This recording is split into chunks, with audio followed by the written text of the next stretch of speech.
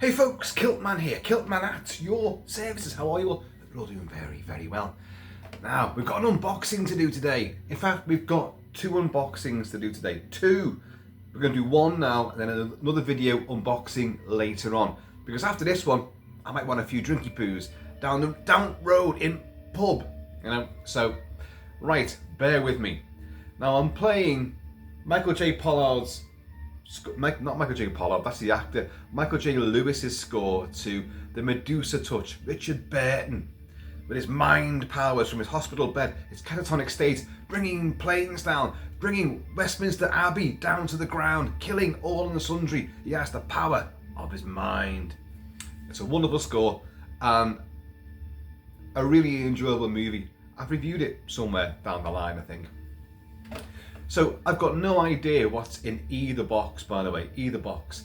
So I've put a hodgepodge of things behind me here because this first box is from Captain Ronnie, the chief warlord of the Emerald Isle, Captain Ronnie. And you guys know as well as I do, he's a massive Jaws fan. So I've put some Jaws bits and bobs around. And there's Cyclops from 7th December, there's Mad Max, there's Dutch from Predator. There's Alien up there somewhere, there's The Thing, there's a Fang Face, American Werewolf. So it could be anything like that.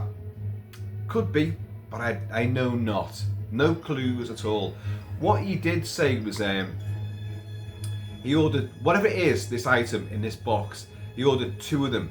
And one was for himself, and it's kept him entertained for a few nights. That was a message from him, a few days ago. It's kept me entertained for a few nights. Is it a stripper? Is it Caroline Munro? Is it Jenny Agutter in a box? But he got one for himself and one for me. Well, friends share and share alike, do they not? I have no idea what's in there. So anyway, we have the trusty ski and do. Tis here. And we're going to hack into the box now. I do know something that is in there, I do. What does Captain Ron always do? He sends a supply, some food aid of Tato smoky bacon crisps. And I love those crisps. And they are an island speciality. You can get them in the UK, you can, but they ain't the same. They are not the same.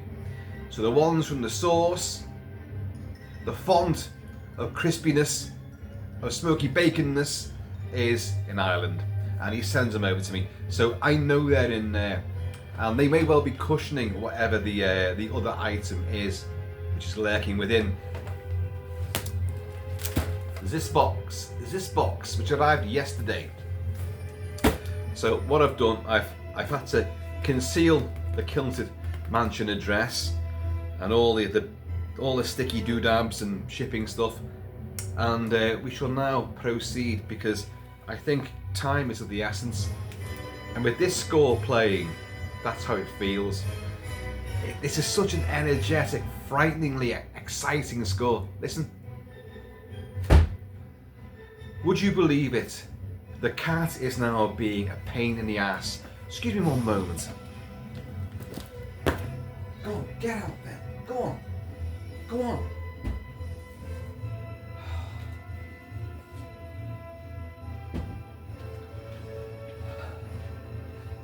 Folks, this feline terrorist has been an absolute pain in the ass.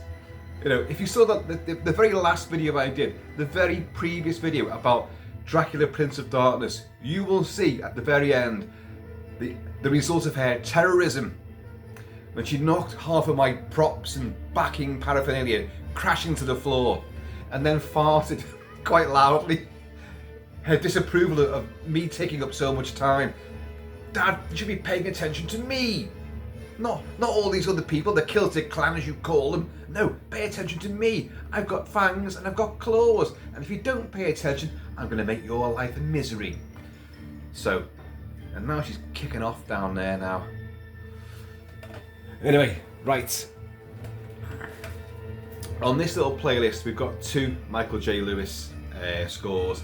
We've got the Medusa Touch and we've got Sphinx, which had Leslie Ann Down in it, and is based on Robin Cook's novel, and it's not very good.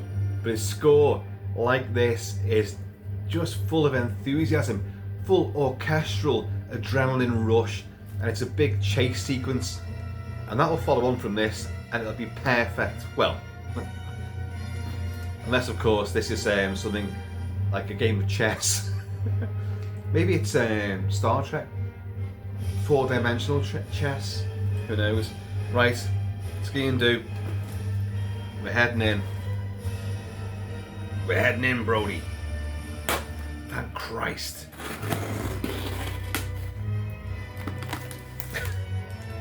And again, oh, well, that was easy enough. That was very easy, in fact. Oh, yeah, we're all right. We're all right. I think we're in, folks. We're in. Or is it a box within a box? Oh, hang on.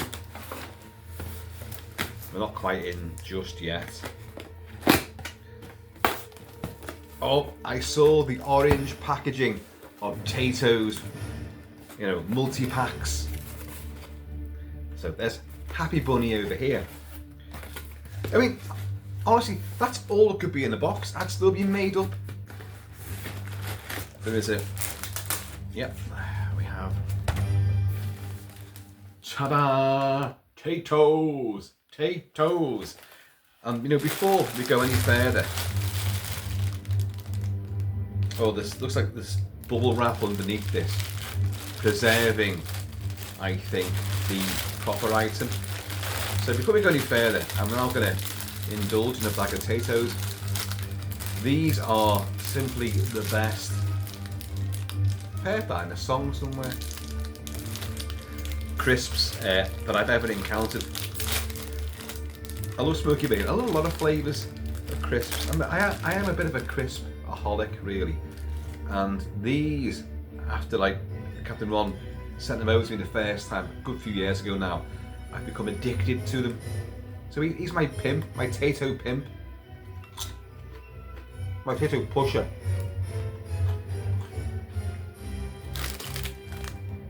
I kid you not, folks.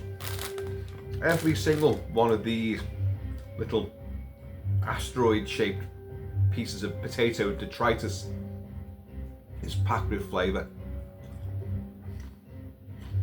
It sits on the tongue and you go, mmm. You push it to the roof of your mouth and you go, mmm. And the thing is, you can go through bag after bag after bag very quickly. I know. I've been there. I've OD'd on these things. Okay. Not looking. 3 multi-packs.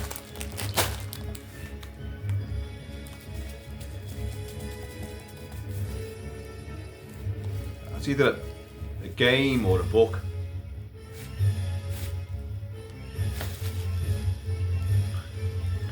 It's a book. It's a book, folks. Oh! Oh! Well, I've got the back of the book, and on the back of the book, what can you see? Cyclops from Saint Boy Simba. And he's there. Doo-doo! Classic monsters. Oh, modern art. Oh, there's some heavy hitters there right from the start. Oh, it's a big proper hardback, lovely coffee table tome here. Classic monsters, modern art. So what is it then? It's by, I haven't opened this yet. It's by Anthony Taylor and prefaced by David Dastmalchian. David Dastmalchian, isn't he the actor from Late Night with the Devil? Is that him? Foreword by Jonathan Maybury. That name rings a bell as well. Can't think who it is though. But this is by Anthony Taylor. So on the front, oh, it feels good. It feels good. And the colours are nice and lovely. Christopher Lee as Dracula. Yeah. Discussed that quite a bit last night, did I not? That Godzilla there. Godzilla. Oh, there's a xenomorph. Yeah. So Kentucky Fudge, you were on the right. You were on the money there with that. Michael Myers. Oh yes. There's probably something else there. Oh, Reagan, Linda Blair, The Exorcist. Castle Dracula in the background, and you can see that. And on the back we have, it's King Kong, it's Freddy Krueger, it is Oliver Reed, Oliver Reed as Leon, you know, in The Curse of the Werewolf. And we've met him already. Who else have we got? Is that the Gill-Man down there? What else have we got? What else have we got? And that's it. And the blurb here, art should comfort the disturbed and... Hang on. Art should comfort the disturbed and disturb the comfortable. Yeah, okay. I can't quite read who the quote's from. It's in very small, much smaller writing. Monsters, vampires, aliens, zombies, behemoths, ghosts. Hang on. Since time immemorial, we've been intrigued by things lurking in the darkness. Classic monsters, modern art, this book. Revels in contemporary visions of favourite creatures from film, literature, television and comics by over 45 of the most thrilling artists working today. Oh, great. From gothic horrors, atomic age giants and cheesy B-movies to deadly slashers, monstrosities from the deep and A-list blockbusters, this book serves as a colourful repast to savour again and again. Classic monsters, modern art, drags you into the world of cutting-edge horror illustration and refuses to let go. Well, let's dig in. Before we do that, keep you in suspense. Yum yums. And Captain Ron. Big fat cheers, mate. Brilliant, brilliant. You gave no clues at all, I know. And you said it kept you entertained for a few nights. A book like this, I'm sure, can do. Right. It's a Sphinx now. It's a big Cairo chase. Oh. I just love these sort of collages of 1,000,001 faces. Oh, I'll tell you, I can see right now. There's Bruce Campbell. I don't know if you guys have heard the news today, but Bruce Campbell has announced to the world that he has cancer. And it's not curable, but it's treatable. And he posted something which was in typical sort of Bruce Campbell fashion. You know, he said, look, I'm not going to go into details, and look, life goes on, but you know, obviously my treatment and everything else comes first. Treatment, family come first. So, you know, certain things, conventions that he goes to, lots of things he had booked for the rest of this year, they're going to take a bit of a back seat. But he's very open and pragmatic, and actually really upbeat and quite amusing about it. We don't know what kind of cancer it is, and you know, he actually said as well, he said, I'm nipping this in the bud basically because I know people are going to speculate and make their own versions up, but you know, I know what's going to happen, but I'm telling you right now, I've got cancer, and you know, but it's treatable. So hopefully, fingers crossed, I can get back to promoting my newest movie, which has already been made, obviously. So any cameos in the forthcoming Evil Dead movies, which we all hoped he would do, well, anyway, we wish Bruce Campbell all the best, do we not? And he definitely appeared there. There he is. Ash, you know, a hero, you know, a walking, talking blunderbuss of a hero, a complete doofus, but he still saves the day many times, and then goes and fucks it all up again at the very last minute. So I'm presuming we're going to get a huge array of styles and, you know, aesthetics, whether they're full colour, black and white, caricature like Paul Garner does, the great Paul Garner monster art, which you can see works behind me. I wonder if he's in here. He should be. Oh, classical monsters. There's Kong there. The Cyclops is back again. There's Bruce the shark. Not Bruce the Campbell, Bruce the shark. What's that there? Oh, that's Ymir, or Emia from 20 Million Miles to Earth, Godzilla, Mothra. There's a bloody big spider down there as well, just noticed that. There's a bloody big arachnid, which of course is tarantula. So we have a big preface by the looks of things here. Lon Chaney Sr. up there, London After Midnight, The Missing Movie, Frankenstein's monster there. Obviously, folks, I'm not gonna. Well, oh wait, David Dalmatian is the guy from Late Night with the Devil, because there's a picture of him there, and I recognise him. That's him. So I wonder how he got roped into this by the Frankenstein. Obviously, it's going to give the artists as well.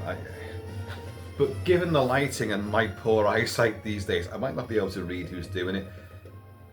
Full word, the monster's in my head. One picture is worth 1,000 words. Very true. And apparently Kong has said that. But there, look at this. It's Dracula again, Hammer. And he's putting a bite on several people there. An icon, of course. Nice Living Dead. Oh, that's lovely icky green. Now, that I'm pretty certain is the cover of one of the actual home video releases. That version in that colour with that sort of collage effect. I wonder who did this.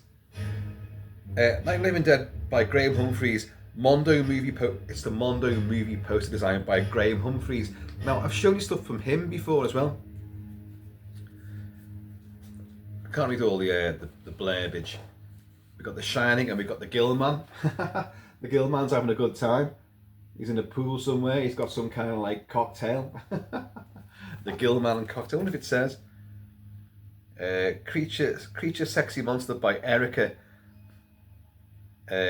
Deudes. Erica Deudes. And that's an ink and watercolour from 2014. That's a bit of fun, isn't it? Oh.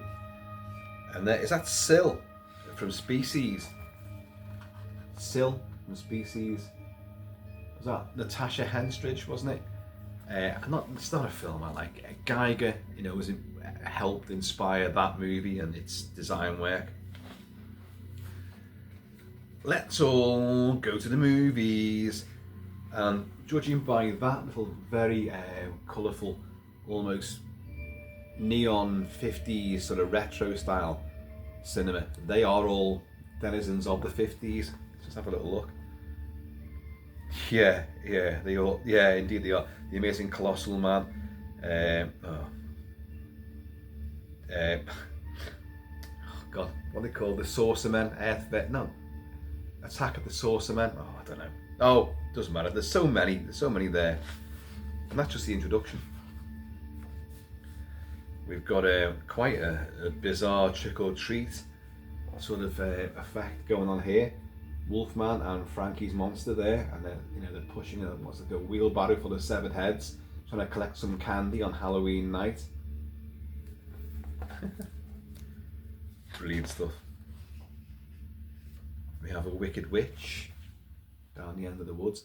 I mean, this sort of book, as you guys well know, it's just you put it on the table, you put it on the sofa, you put it on a shelf, and not just visitors and guests to your house who go like, oh, that's interesting.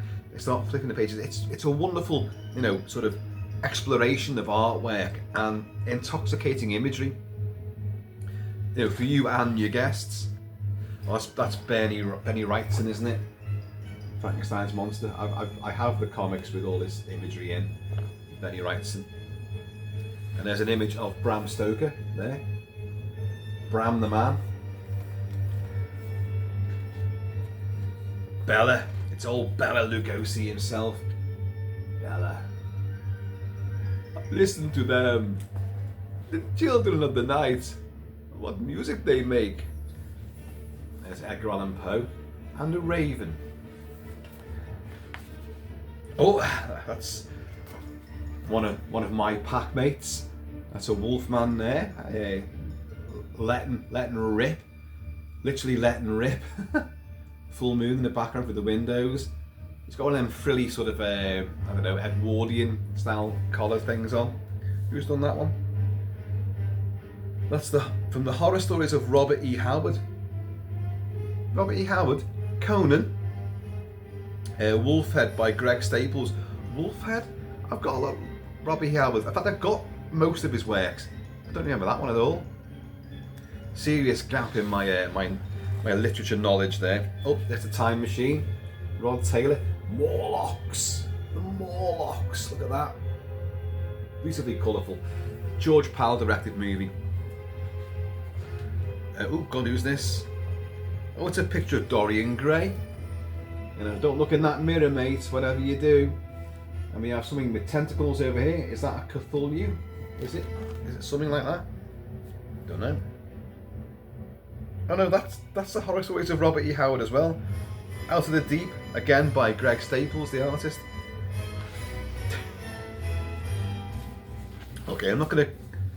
There's the first version of Frankenstein that was ever put on celluloid from about 1911 or 1901 even maybe.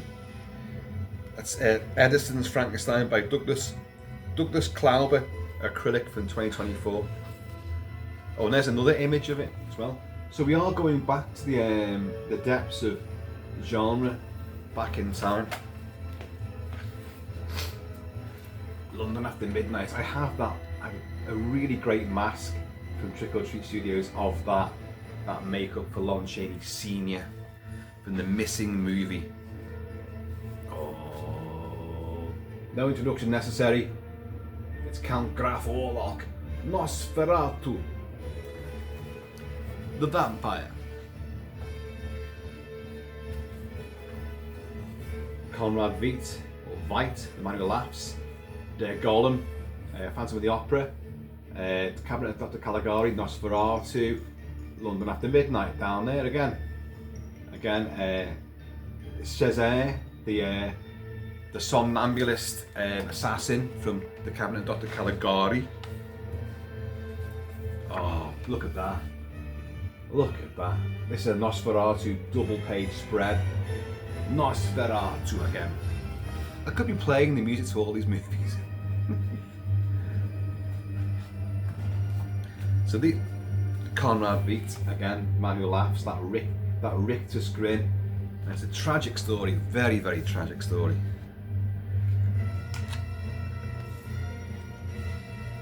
Folks, I'm not going to go through page by page by page. I don't think it's fair, you know, to people who wrote this book, put their artwork in it, who want you to go and buy it.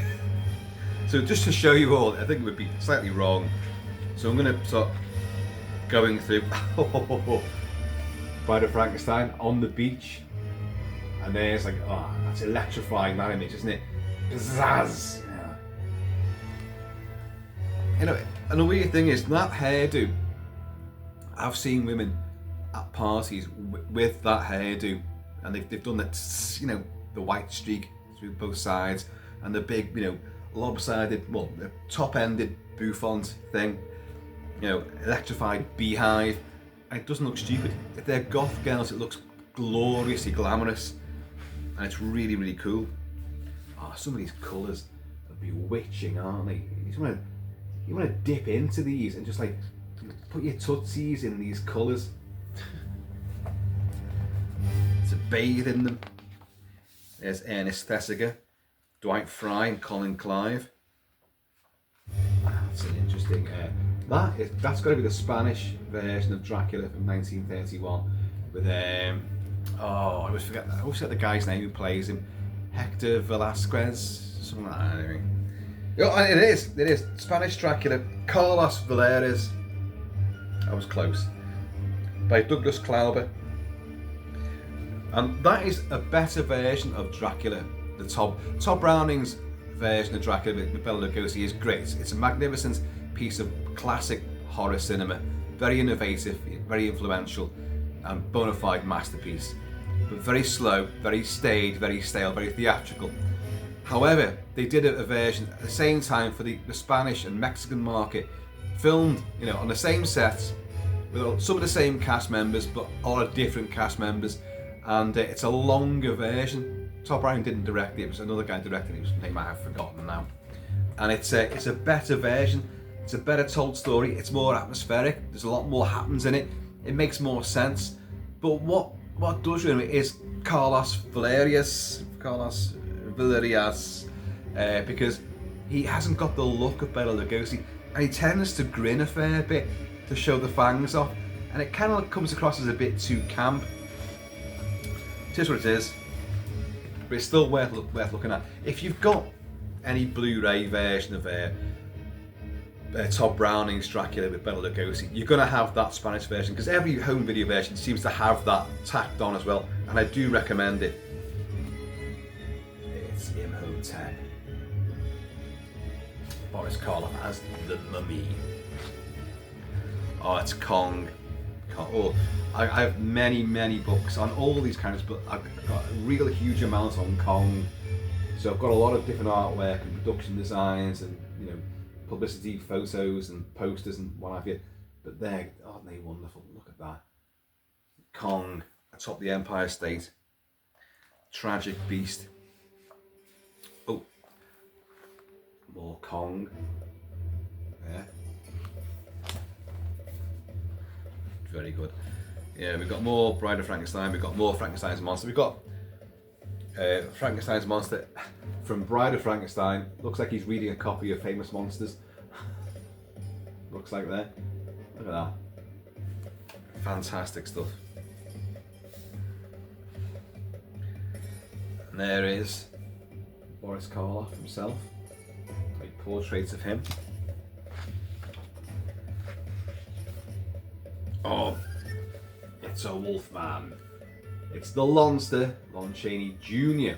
as Larry Talbot. Well, in his Wolfman guise there. Is that Evelyn Ankers down there? It is indeed Evelyn Ankers as Gwen Colniff. Well, she's not quite doomed because she doesn't die, but he is going to kill her until his dad kills him. Spoilers, folks. Now that image there is taken from, I think, actually House of Dracula, not the Wolfman, not Frankenstein meets the Wolfman, not House of Frankenstein, but House of Dracula, where he actually looks a lot more sinister, I think. Let's see if it says. It doesn't. Oh, there's a lot more Wolfman stuff here. Oh, very famous image there, and of course, there's the Lonster himself. There's some depiction of the Wolfman here. Fabulous stuff again. Oh, there you go. The artist depiction of the Wolfman with a raging, fiery full moon behind him there. That. Is that the Werewolf of London there? No, it's not. I'm not sure what that is. Wolfman by Robert Lasky. That's that colour one I just showed you. Oh, Rondo Hatton. It's as the Creeper, of course. Rondo Hatton, who had there he is there. Chromaglia, where they're born deformed and bits of them keep on growing and they don't live a full long life. But many actors have actually had this, and of course they've become major film stars because of their sort of monstrous, otherworldly looks. And Rondo Hatton was one of the most famous, of course. Oh, look at that. Yeah. That is Glenn Strange as the monster. That is not Boris Karloff, so let's see what it says. Glenn Strange as the monster. Marker, pencil and paint on sepia drawing board. But done it. Doesn't say who's done it though. Oh, well. A rather wacky looking Wolfman thing there. And there's presumably his dad with the wolf-headed cane there. Yeah. And you got some little caricature montage, collage thing there, like art cards. Wolfman with in a Stetson and a Hawaiian shirt.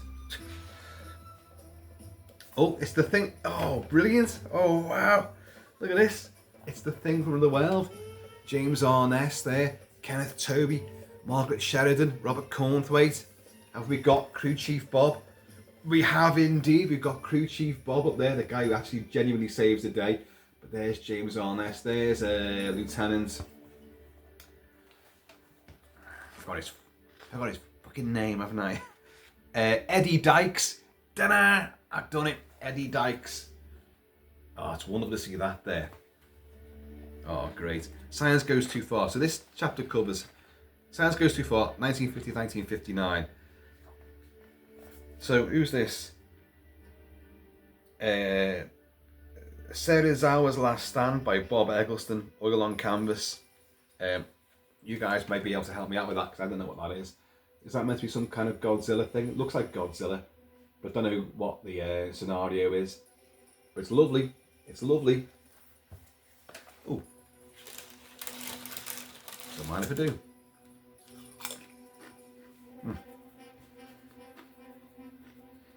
Wipe greasy fingertips on kilt. Do not smudge arty pages.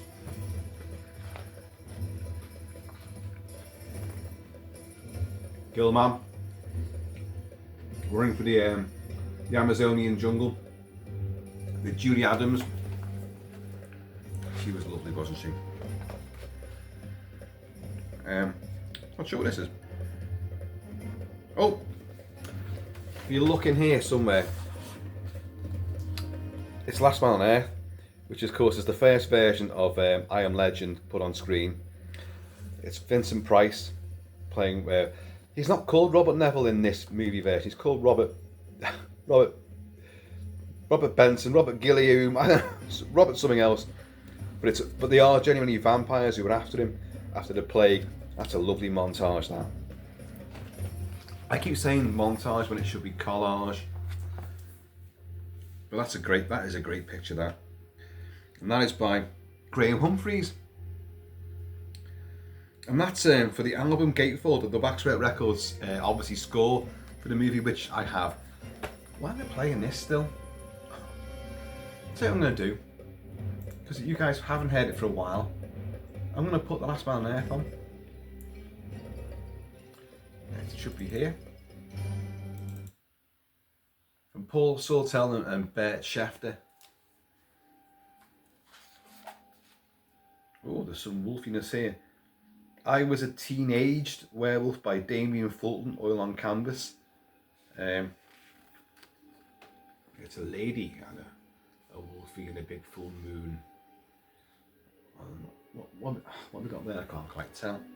Oh, it's the Cyclops again. Not sure what's going on there. A very fit young woman with hot pants on and an eye patch, thumbing a lift from Cyclops with a surfboard in a convertible. Dracula. Look at that. That looked vaguely rude when that finger crept up there, didn't it? Oh, Christopher Lee again as the monster, the creature from Curse of Frankenstein, looking purely like roadkill. Famous, of course, for the shotgun, the rifle blast to his head, and just that, and the blood bag burst down his face, and everyone in the audience went, "You can't show things like that." There's the bloody Cyclops again. Did you know something I didn't? Cyclops again. The Terror from Beyond Space. Ray Crash Corrigan playing that monster. And if you look closely, this is a forerunner for Alien. Ridley Scott definitely took a lot of ideas from this movie, Planet of Vampires, and something else I discussed the other day, which I've forgotten now. You know what I'm like. But Ray Crash Corrigan is a stuntman and horse rider. He's in the big monster suit, and very definitely, you know, you can see through the mask he's wearing, you can see his face looking through the mouth of the actual creature itself, because the mask is much bigger than his head. Oh, there's them Venusian saucer men people things, and there's Christopher Lee again as Carice the Mummy from Hammer's version of the Mummy. There's Godzilla. It's a rather, I don't know, it's a different version. The Metalunar Mutants from This Island There.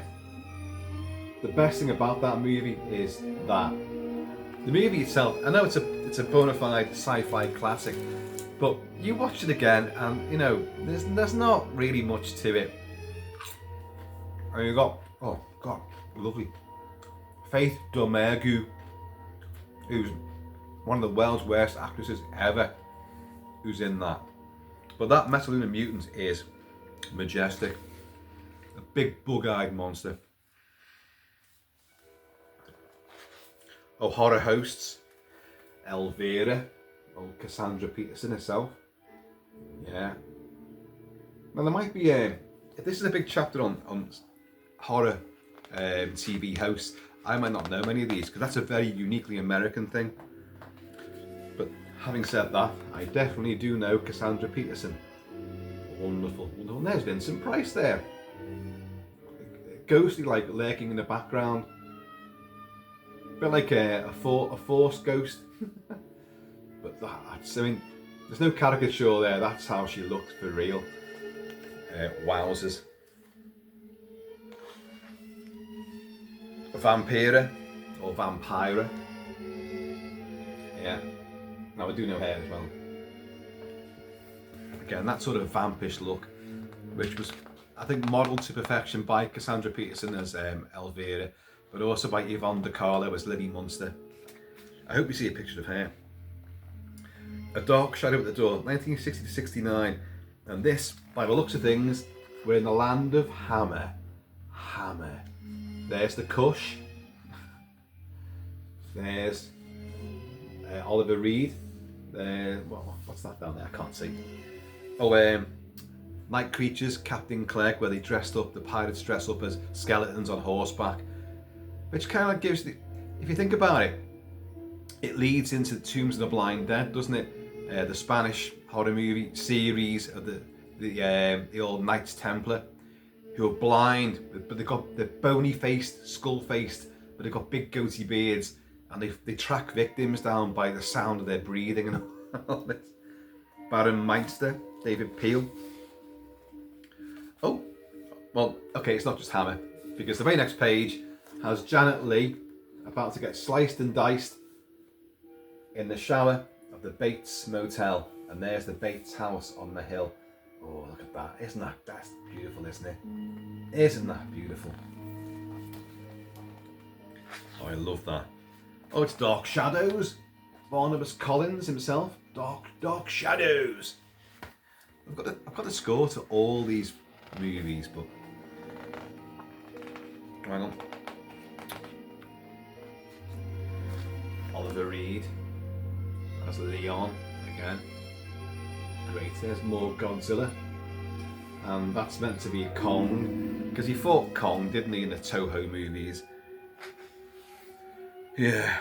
Now what's this? Is that Carnival of Freaks? I can't quite tell. It doesn't tell me.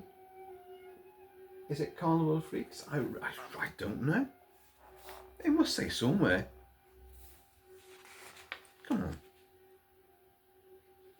It must say on the next page.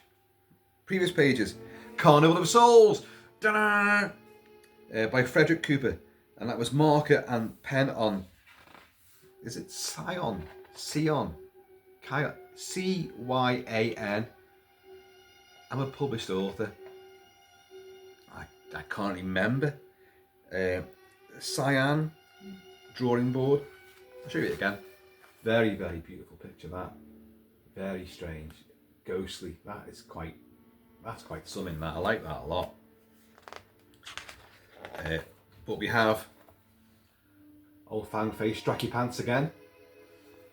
Now that's the older Christopher Lee as that must have gone in. Let's have a look.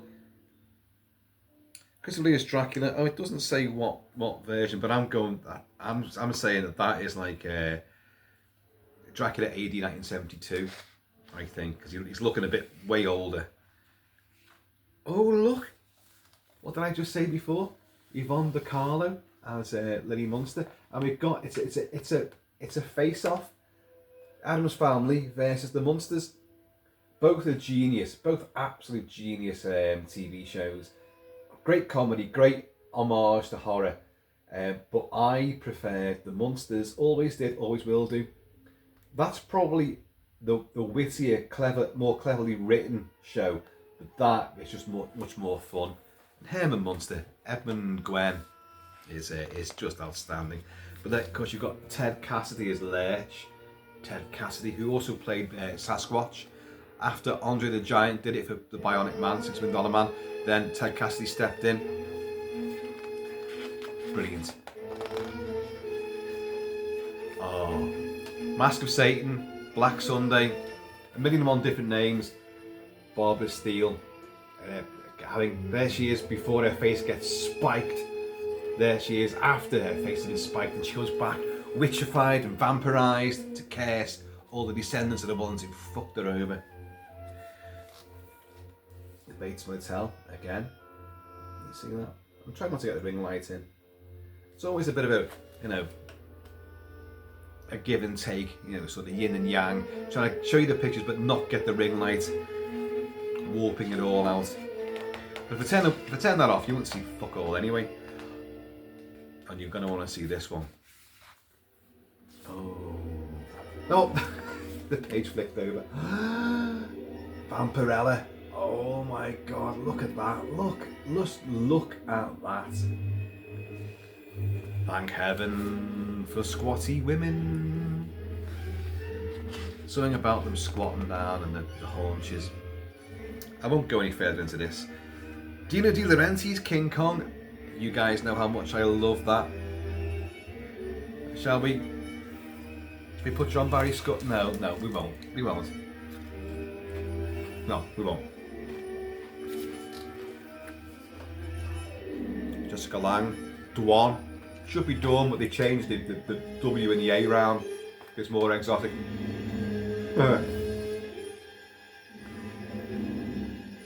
It's a nice sort of abstract, sort of illusionary version, hypnotic version. There's quite a lot of text in this as well. Oh look, Sonny first starts breathing in her face and she punches him on the nose. You male chauvinist pig ape! That's a beautiful picture, that. Beautiful. We'll do some on that one. It says The Dawn of Kong, as in The Dawn of Kong, The Dawn of Kong by Robert Lasky. And it's exclusive to this book. Wow, brilliant. Brilliant. It's all happening. This is 1970, 1979. We have another collage. Although that appears to be all the Exorcist. Yeah, it is all the Exorcist. Yeah, look at the blasphemous vandalism. Linda Blair. Oh, there's a crucifix. There's Pazuzu. Bless you. There's another Pazuzu. There's Damien Carras. There's Father Merrin. There's Mummy. What have we got down below? The house. I think that's the house down there, is it? Yeah. House in Georgetown. Oh, there's a levitating Regan. Outstanding stuff. Outstanding. Oh, and we've moved on to more Godzilla-y stuff. I know a lot of you guys love this, and that is isn't that absolutely glorious artwork? That. Oh God, bloody ring light. But look at the colours on that. Again, that sort of thing. It just draws you in, and you want to climb into it. Despite how horrific these monsters may be, you just want to just be absorbed into that artwork. I can't turn the pages.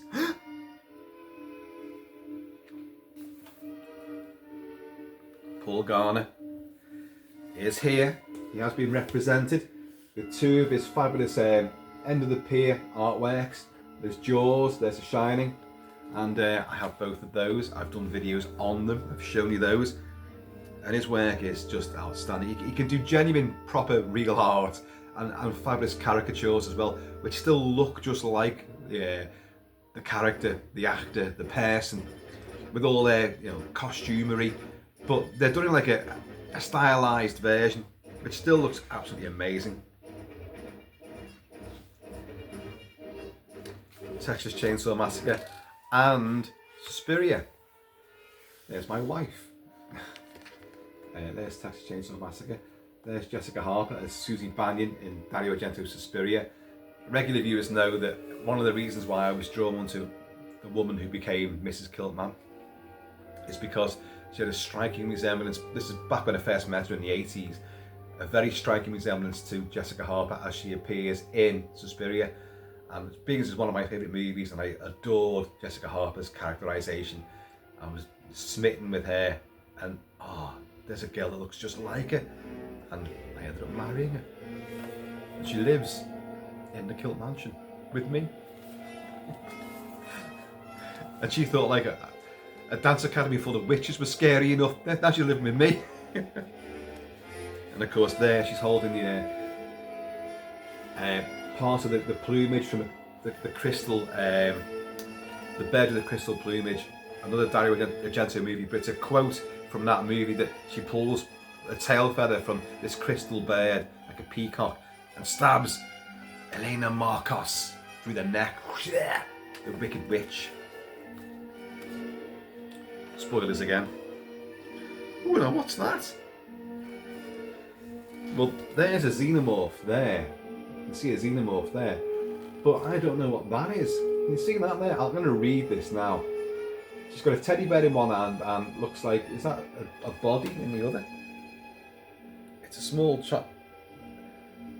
Is it Let the Right One In? Oh no, this is from the 70s, isn't it? What the hell is that? One for the Road by Dave Kendall, watercolour, 2005. Well folks, I don't know what that is. One for the Road.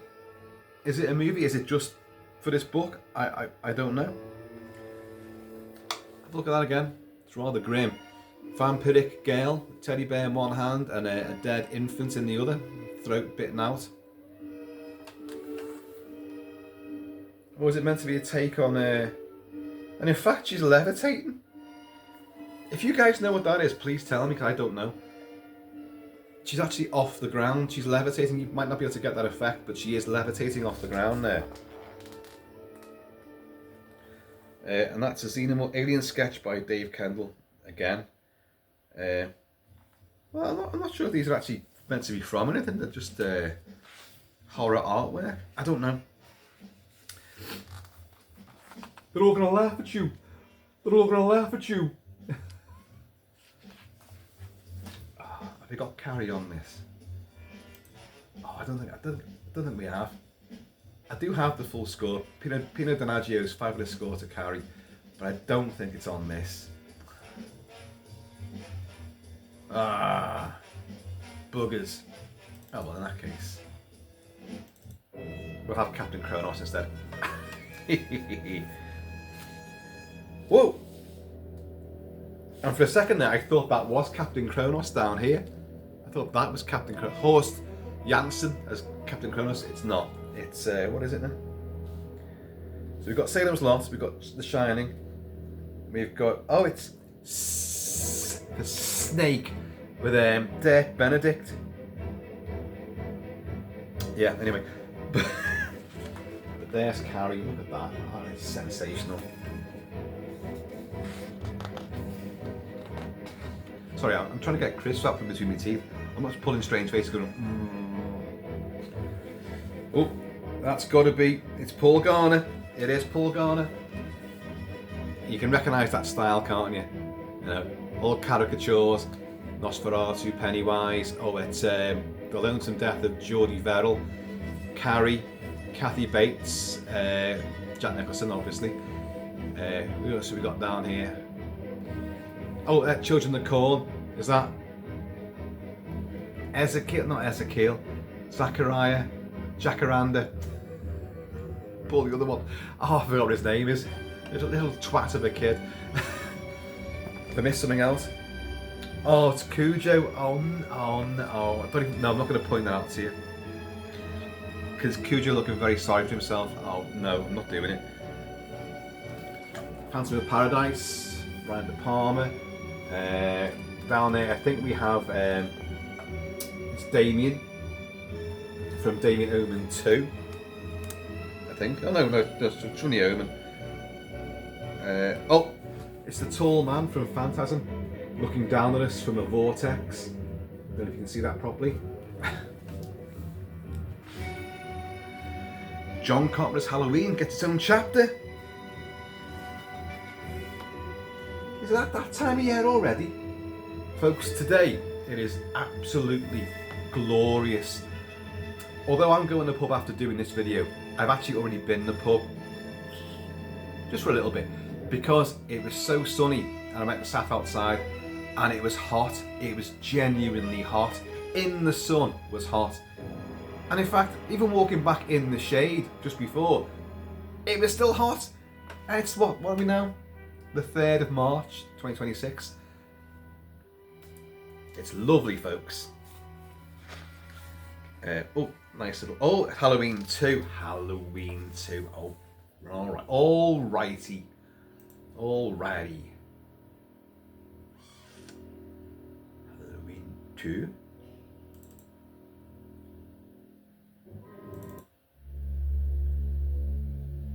We've been trick-or-treated to death tonight. You know what death is. Yeah.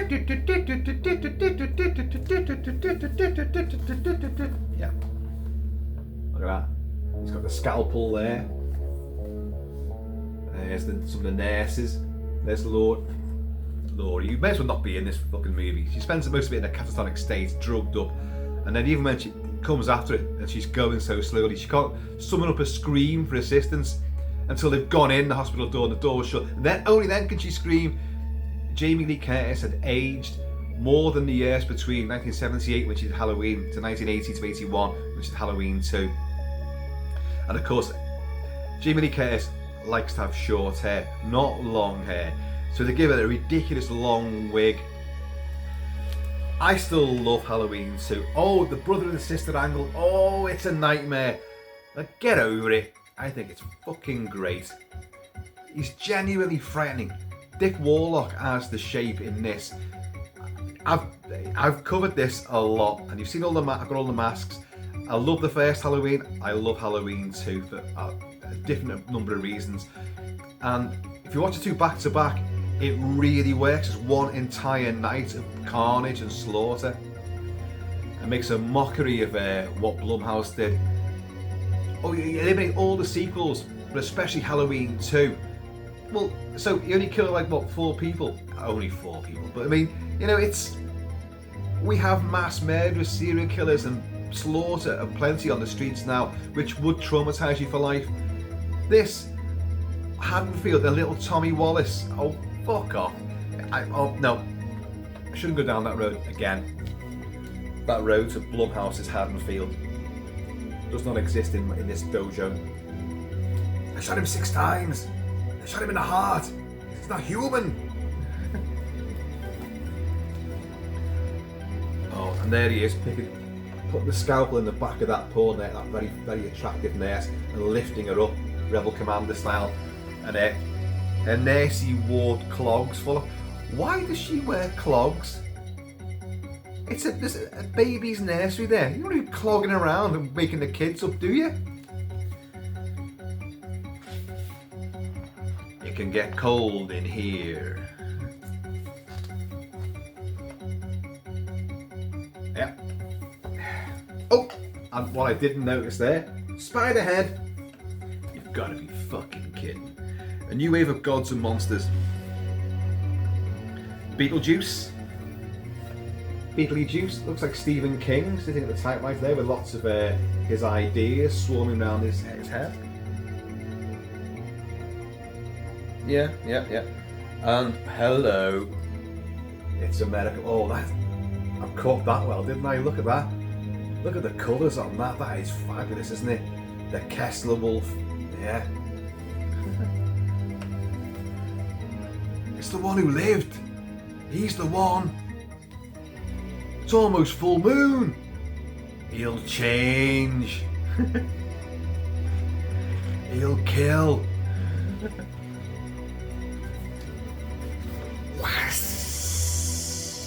Yes.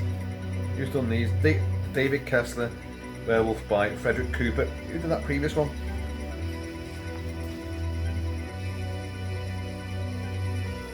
That American Elf one there, that was by Rob Birchfield. Acrylic on illustration board. Oh, killer clowns from outer space. Terrified of clowns, please look away. Too late.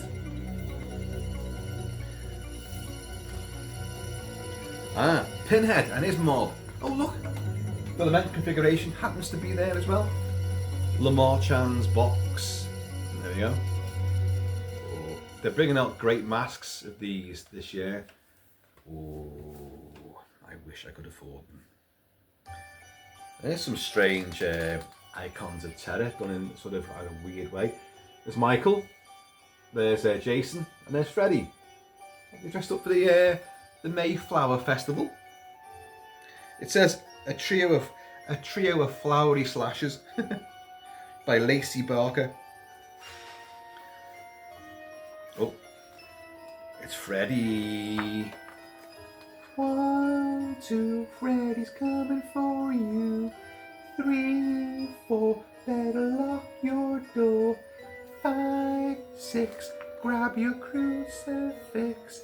7, 8, gonna stay up late.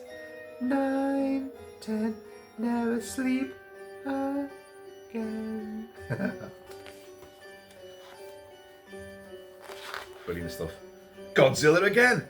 And Pumpkinhead. Pumpkinhead, Stan Winston's one of his greatest achievements, Pumpkinhead. If only the film, I do like the film. I think I've reviewed it on the channel. And it spawns sequels, and Lance Henriksen's fabulous in it. Genuinely fabulous. And it's a great nightmarish sort of saga. The witch in the pumpkin field in the swamp, pumpkin patch, is genius.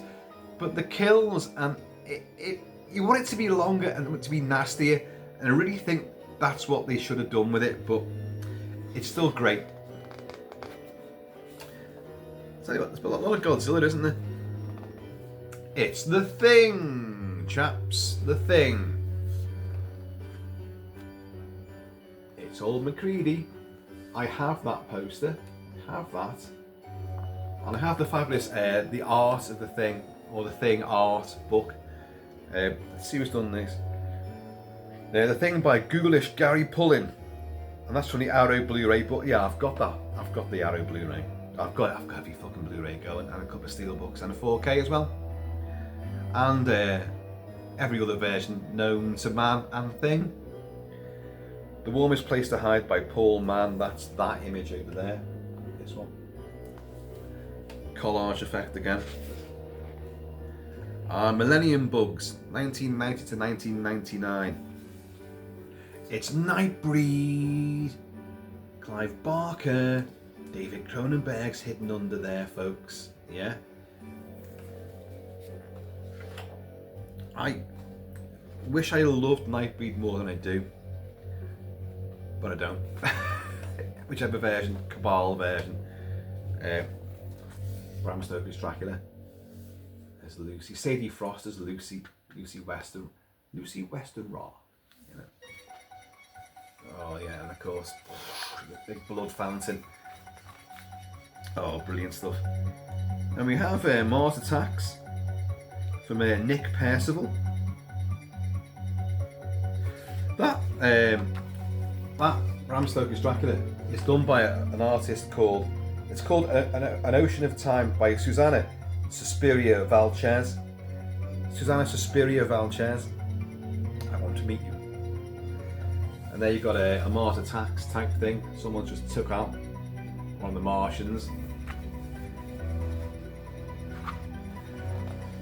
What's that? Oh, I'm looking at that. You guys could tell straight away what that is. I'm thinking that's a clown, but what I didn't look at was the children missing and the paper boat. It's Pennywise again, isn't it? Yes, it is. Yeah. Oh, fucking Ghostface, Scream. Oh God, everyone's talking about Scream 7 right now. I don't give a fuck. It's shit. It's Scooby-Doo. It's just, oh, get lost, not again. Oh, twisted. Oh, it's really you. Oh, no, it's not me. Oh, fuck off. The first 3 were enough.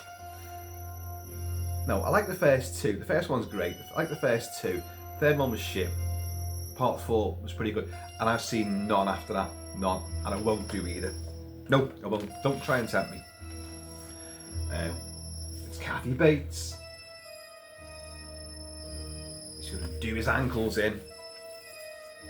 Pretty nasty. Got to hobble him. What the hell's that? Once More With Feeling by Paul Mann. It's record album art for Mondo. Well, but I don't know what it is. Oh, sorry, I should show you, shouldn't I? It's a bunch of people dancing in a graveyard. It's for Mondo Records, but I don't know what the film is. Mondo do soundtracks, so Once More With Feeling. I don't know. I'm sure the actual text on these pages will tell you, explain all this. It's Ringu, not Pingu. Ringu, the Ring. That was one of the greatest shocks in modern cinema, modern horror cinema for me. You kept on seeing it sort of crawl in the TV screen, but when she suddenly came out the TV screen, you're like, holy shit! Oh, now what would that be? Oh, it's the Blair Witch. Oh, bollocks. That's the Blair Witch.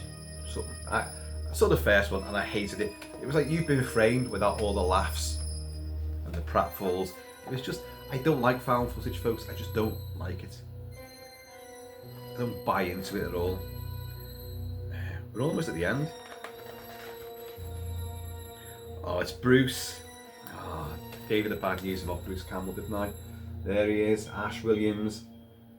Oh, look. Once again, let's all wish him the best. There's the Oldsmobile, there's the cabin in the woods.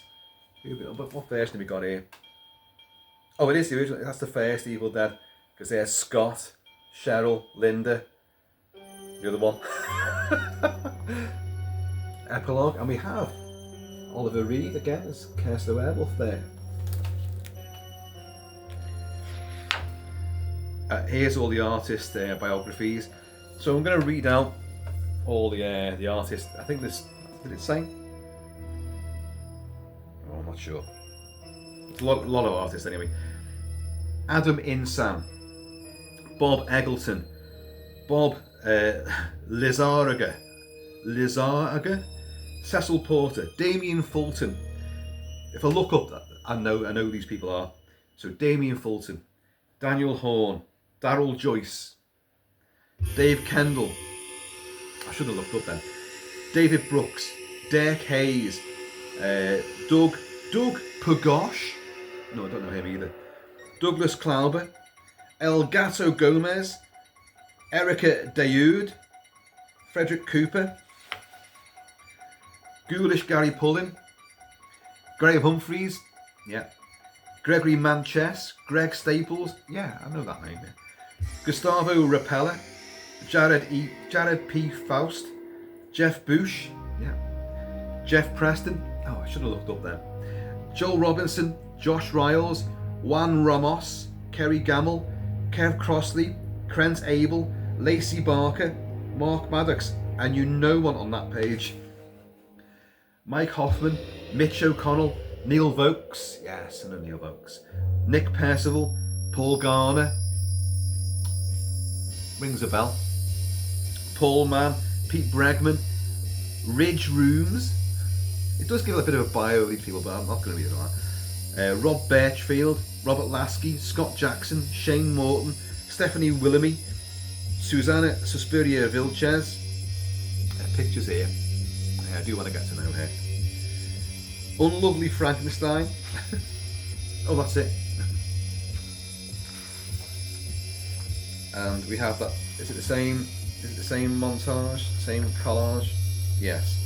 On the back, double page spread. It's the same one that showed at the start. Yeah. Oh, there's the Howling. Oh, there was no other Howling pictures, was there? That's the only. That's Eddie Quist on the turn. So, folks, thanks to Captain Ron for a fabulous tome, full of colour, full of vibrance, full of vivid imagery, a trip down memory lane throughout the genre we know and love and revere. And wow, and that, you know, this is like embossed and it feels, that isn't, but that monster's word is, and it's all raised and smooth, it's lovely. Oh yeah, me likey. Well, there you go, folks. That's one unboxing done. I'm now going to go out and shove some ale down my neck, because, you know, if I don't do it, someone else will. And why let them do it when I can do it even better? Cheers, y'all. Cheers, Captain Ron. Oh.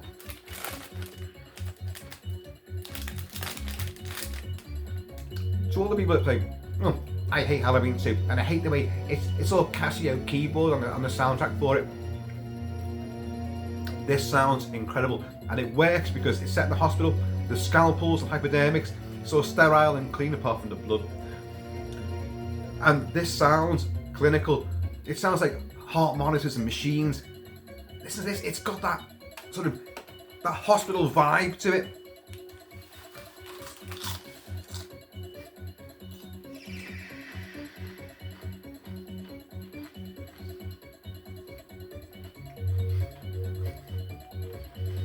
I'm gonna finish these.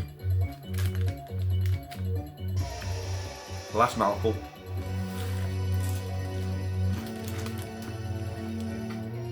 Crumb.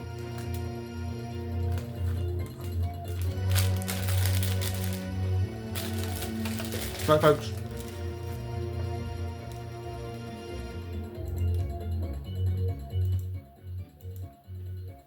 It's awesome, isn't it?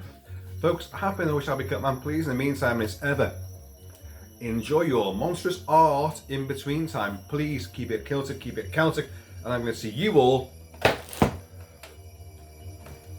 later. And I'm wearing a hunting Stuart tartan today. So folks, I'll be back later on with another unboxing. The box is right there, it's over there. I have no idea, once again, no cluesies at all. So we'll find out later. Magical mystery tour. Take it easy, be happy, be healthy, and I'm going to see you later. You got it.